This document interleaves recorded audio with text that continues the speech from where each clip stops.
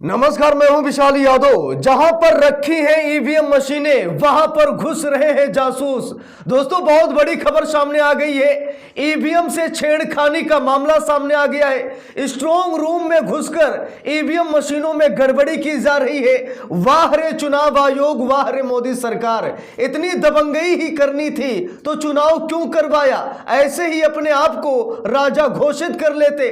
अब दोस्तों, CCTV video सामने आ गई है। कोई हवा बात नहीं कर रहा हूं। यहां तक कि आरजेडी ने बकायदा वीडियो भी सोशल मीडिया पर साझा किया है, जहां पर स्ट्रांग रूम में घुसते दिख रहे हैं जासूस। ये हैकर्स भी हो सकते हैं और चोर भी हो सकते हैं। ये कौन है, इसका पता लगाए चुनाव आयोग। ये चुनाव आयोग के जासूस हैं या फिर मोदी के जासूस हैं या फिर नीतीश कुमार के जासूस हैं या फिर ये कोई बड़े हैकर्स हैं जो स्ट्रांग रूम में घुस करके ईवीएम मशीनों के साथ छेड़खानी कर रहे हैं। दोस्तों, हम सभी लोगों को मालूम है कि जब ईवीएम मशीनें रख दी जाती हैं तो स्ट्रांग रूम में चुनाव आयोग का कोई अधिकारी भी नहीं जा सकता है। स्ट्रांग रूम में कोई घुस नहीं सकता है। 24 घंटे उन ईवीएम मशीनों की सीसीटीवी कैमरे से निगरानी की जाती है।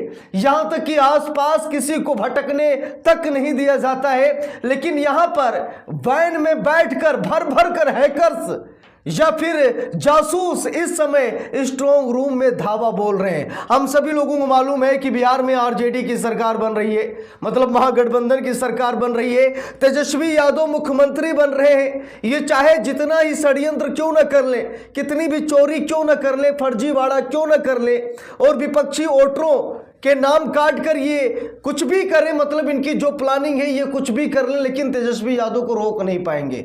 लेकिन इसी बीच एक बड़ी वीडियो सामने आ गई है।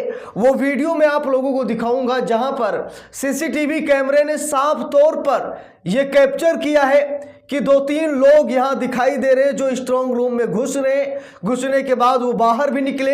सारी पिक्चर क्लियर है, सब कुछ मैं आपको दिखाऊंगा। लेकिन उससे पहले आरजेडी का बयान देख लीजिए। आरजेडी ने एक्स पर पोस्ट किया और लिखते हैं कि अब समस्तीपुर के मोहिउद्दीन नगर विधानसभा के स्ट्रांग रूम में घुसते दिखे कुछ संदिग्ध। देखिए यहां पर लिखा भी है, यहां पर सीईओ बिहार इलेक्शन कमीशन को टैग किया गया है। लिखा है, स्थिति स्पष्ट करें कि ब्रजगृह के अंदर ये संदिग्ध लोग कौन थे और क्या कर रहे थे। जागते रहो, सतर्क रहो। एक बाहरी वोट डकैत बीते कई दिनों से बिहार में बैठकर बिहार विरोधी कुछ लोगों के साथ मिलकर लोकतंत्र की जननी बिहार से वोट चोरी करना चाहता है। अब ये कौन डकैत है शायद मुझे बताने की जरूरत नहीं है। आप सभी लोग जानते हैं कि ये कौन डकैत है जो इस समय बिहार में बैठा है और बिहार विरोधियों के साथ मिलकर के लोकतंत्र की जननी कही जाने वाली बिहार भूमि का यहां पर अत्याचार और दुराचार कर रहा है। दोस्तों, ये वीडियो जो आप लोग अपनी स्क्रीन पर देख रहे हैं, जरा गौर से इस वीडियो को देखिएगा।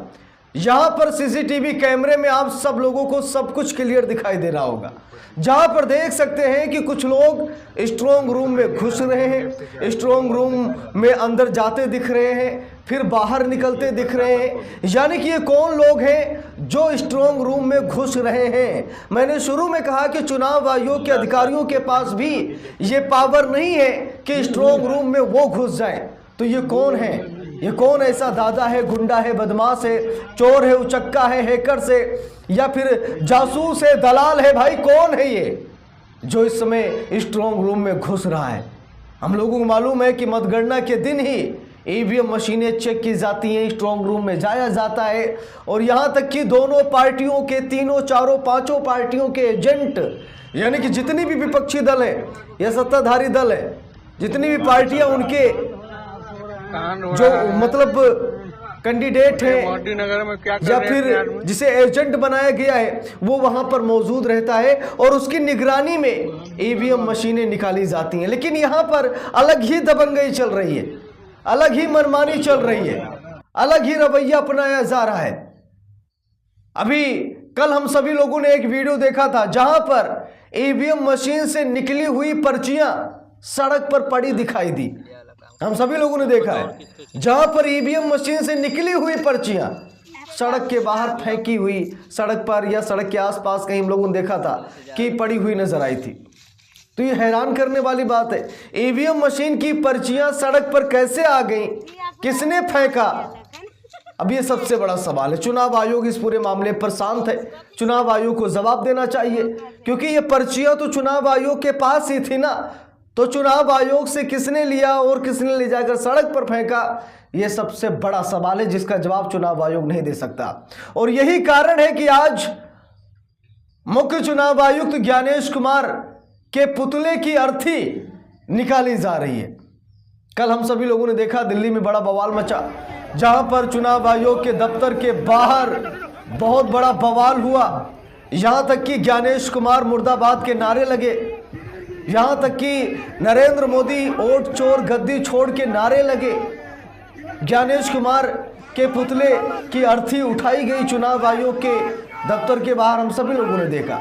तो इतना विरोध इसीलिए हो रहा है क्योंकि चुनाव आयोग जो कुछ भी कर रहा है वो खुल्लम खुल्ला कर रहा है। किस पार्टी के लिए कर रहा है, किस व्यक्ति विशेष के लिए कर रहा है, ये सब कुछ दिखाई दे रहा है और साफ साफ दिखाई दे रहा है। इसीलिए चुनाव आयोग का इतना विरोध हो रहा है। दलाली कीजिए, लेकिन इतना कीजिए कि लोगों को शक ना हो। अब खुल्लम खुल्ला आप दलाली करेंगे तो स्वाभाविक है कि देश की जनता इतनी मूर्ख नहीं है। देश की जनता पढ़ी लिखी है, समझदार है, सब समझती है कि आपका इशारा क्या है, आप करना क्या चाहते हैं। इसीलिए चुनाव आयोग को निष्पक्षता दिखानी चाहिए।